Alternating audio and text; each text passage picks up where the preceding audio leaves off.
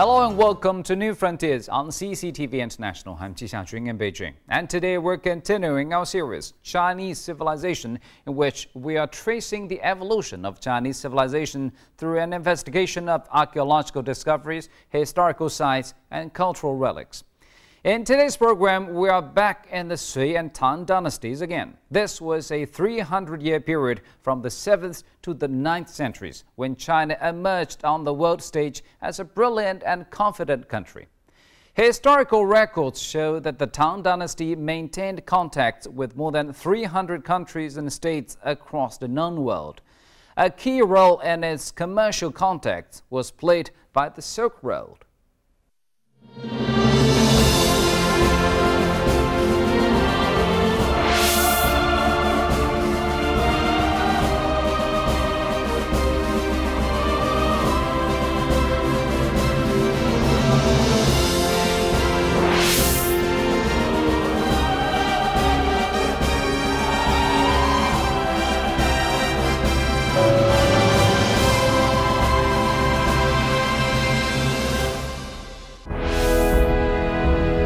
During the Sui and Tang dynasties, China went through a particularly dynamic period of development.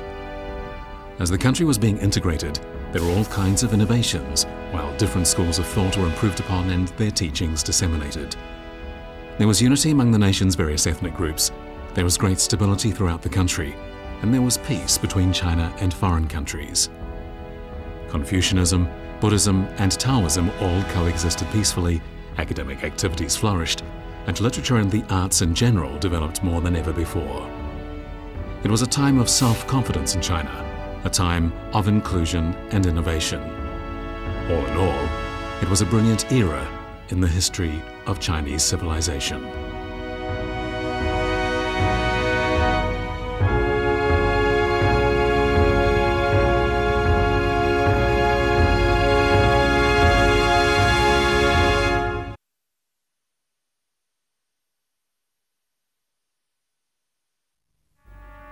In the 2nd century BC, during the time of the Han Dynasty, Zhang Qian, an imperial envoy sent to the outside world, visited the western regions.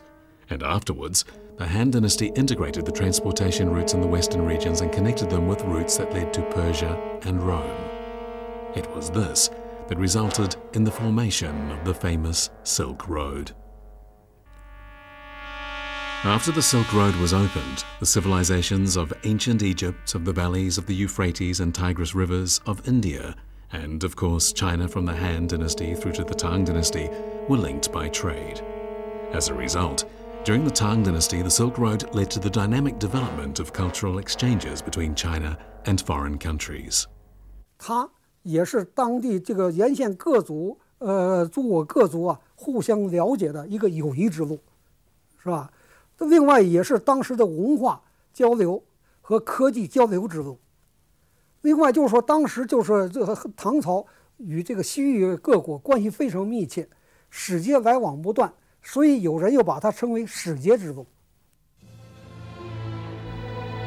According to Tang records, the Tang dynasty maintained contacts with more than 300 countries and regions across the known world, some of them regions bordering China. During the Tang Dynasty, people from China's neighbors such as Japan, Korea, India, and countries in Central Asia as well as Iran gathered in China, and the dynasty was also open to other civilizations from Asia and Europe.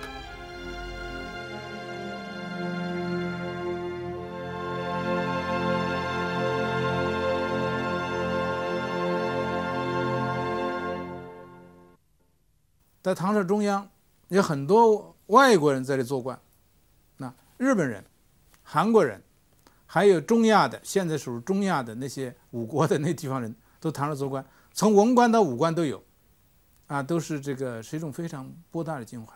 对外来文化也是这样，唐朝有很多呢外国的那些这个寺院，就是适合外国人的，比如说中亚的祆教啊、摩尼教啊、景教啊等等，包括伊斯兰教，他们都可以在中国建寺院，保持他们的信仰。 The Tang dynasty respected all foreign religions, and it was in fact during this dynasty that Christianity was introduced into China.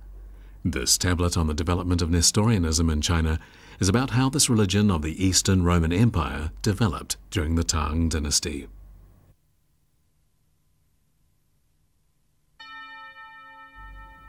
Islam was introduced to the Central Plains of the Tang Dynasty by envoys of the Arabian Empire during the reign of Emperor Gaozong.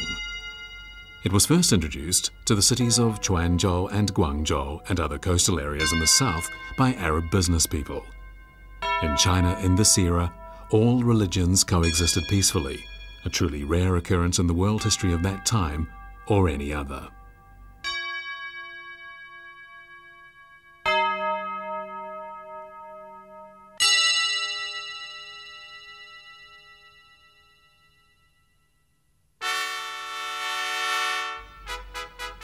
During the Tang Dynasty, China embraced the world.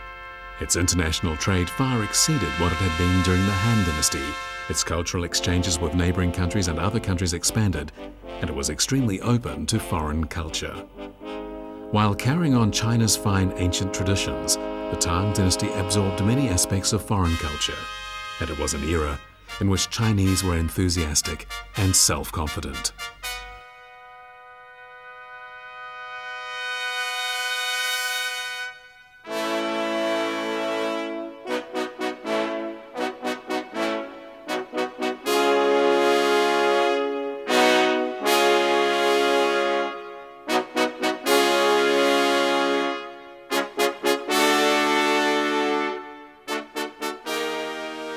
当时的长安城的人口能达到100万，当时的外国人来到长安的就能达到10万人。像现在朝鲜半岛当时的新罗和现在在日本的，当时都多次派遣唐使到唐朝来学习先进的文化，而且把这种先进的文化带回日本，促进了当时日本的社会发展。The imperial family of the Tang Dynasty had been a military family in northwest China for generations. After bringing the Central Plains under its control, the family hoped to promote culture there and serve as a cultural and ethical model. The imperial family regarded Lao Tzu, whose surname was Li as was theirs, as their forebear and made his religion, Taoism, the national religion.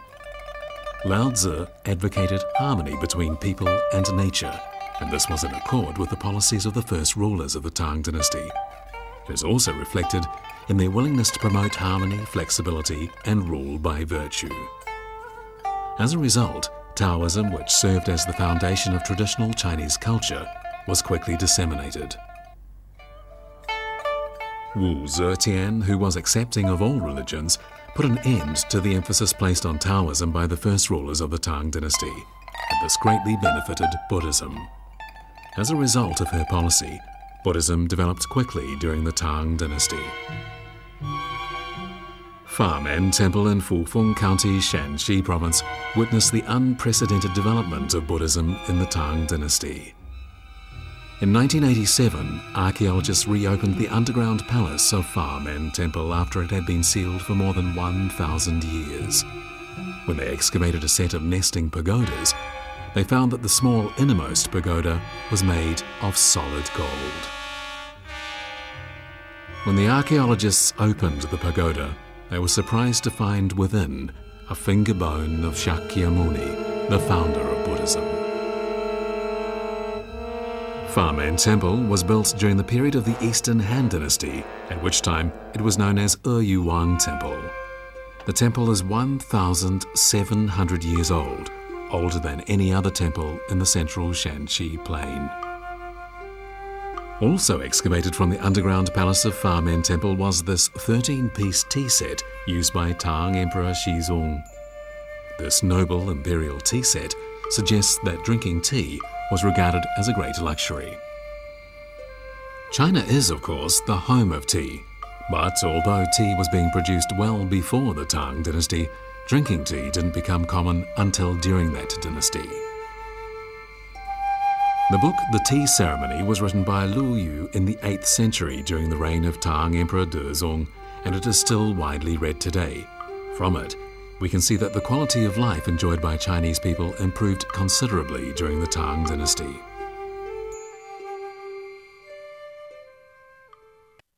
China is, of course, known as the home of tea, but it wasn't until the Tang Dynasty that tea drinking became established social practice. At your average Tang Dynasty market, pancakes, noodles, and other tasty food items were on sale. Popular pastimes included polo, which had been introduced from Persia and was played by both men and women. It is hard to believe that pancakes such as these were commonly eaten during the Tang Dynasty more than 1,000 years ago. These pancakes, made by people of northern tribes and known as Nang, were sold throughout the city of Chang'an during the Tang Dynasty, and even today, people living in the Xinjiang Uyghur Autonomous Region still call them by the same name.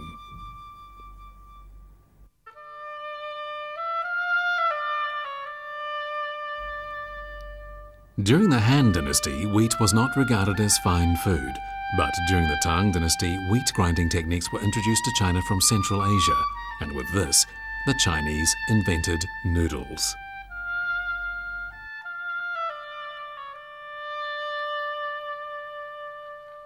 当时长安有东西两个市，这两个市场的卖着世界各地的东西，所以我们经常在唐人小说里看见，在长安的市场上啊，能发现这个宝啊，那个奇异的东西啊，这都是当时的写照。At Chang'an's east and west markets, in open areas in the city and in designated theatres, Chinese and foreign artists presented operas and other types of entertainment.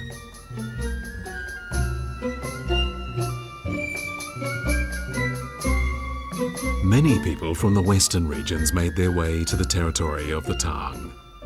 Members of royal families of countries in the western regions, large numbers of envoys, and business people of northern tribes brought foreign culture into the Tang Dynasty, promoting the development of the dynasty's culture and art.